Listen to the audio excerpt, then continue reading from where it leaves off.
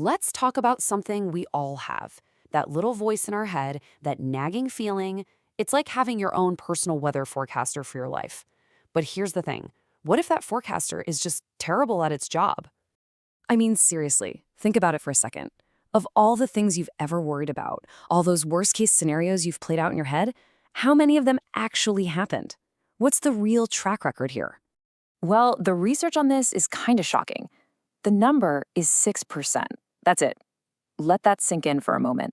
That means for every 20 things your anxiety warns you about, 19 of them are complete false alarms, storms that never, ever arrive. So yeah, let's call it what it is, a faulty worry forecast. And the weirdest part is how much we trust it.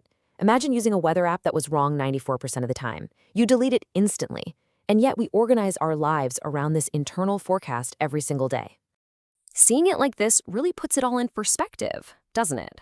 Look at that massive chunk. 94% of the mental energy you spend worrying is for fake storms. And that tiny little sliver, just 6%, that's the stuff that might actually be a real concern. And this is the real problem. It's not just that the forecast is wrong. It's that we bet our happiness, our big decisions, our very lives on it. We'll cancel plans, we'll avoid opportunities, all because of this broken forecast. Now, the goal isn't to ignore that 6% of real concerns. It's to stop letting the 94% of phantom storms run the entire show. So why? Why are our brains wired this way?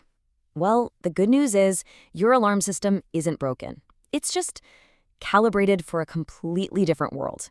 It's kind of like a smoke alarm that's so over-the-top sensitive, it can't tell the difference between a house fire and a piece of burnt toast. You know, psychologists actually have a name for this. They call it the smoke alarm problem. Our brain's anxiety response evolved back when threats were, immediate and physical. It was designed to scream danger at the slightest hint of trouble, because, hey, mistaking a shadow for a tiger was a much safer bet than the other way around. The whole system is built for safety, not for accuracy.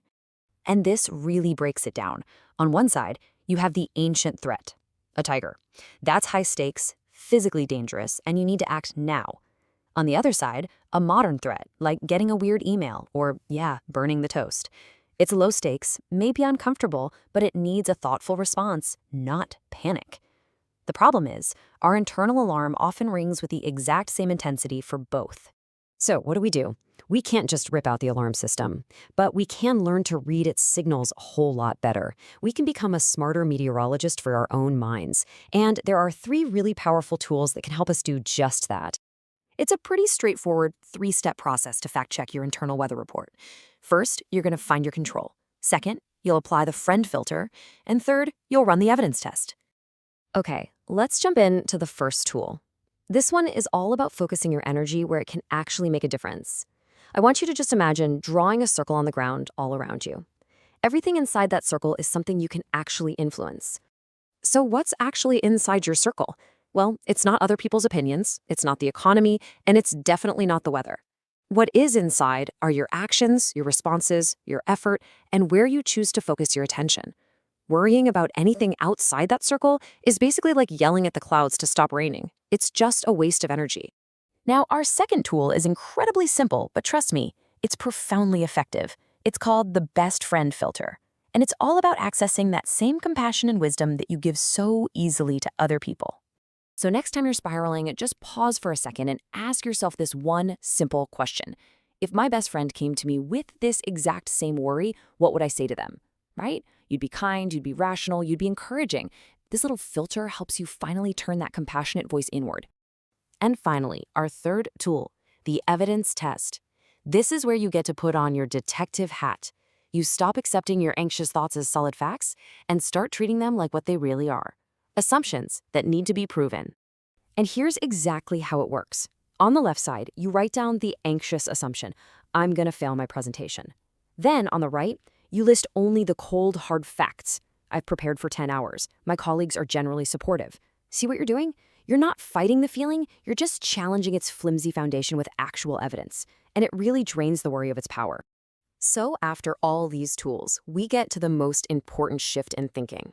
The ultimate goal here isn't to create a perfect, 100% accurate anxiety forecast. That's impossible. The real goal is to get to a place where you're okay with a little uncertainty, to know you can handle whatever weather comes your way. Because that desperate need for certainty, it's a trap. It keeps us in this tiny, self-imposed cage where we only do things we know are absolutely safe. And sure, it feels protective, but it's actually a prison that stops us from living a full life. But the moment we let go of that need, the moment we accept that we can't predict everything, that cage door just swings right open, and we step out into this huge open field of freedom where possibilities exist, where we can take risks, and where we can actually live. If you remember just one thing from all this, let it be this. Uncertainty itself is not the enemy. It's our frantic, desperate need for certainty that causes all the real suffering. So I'll leave you with this challenge.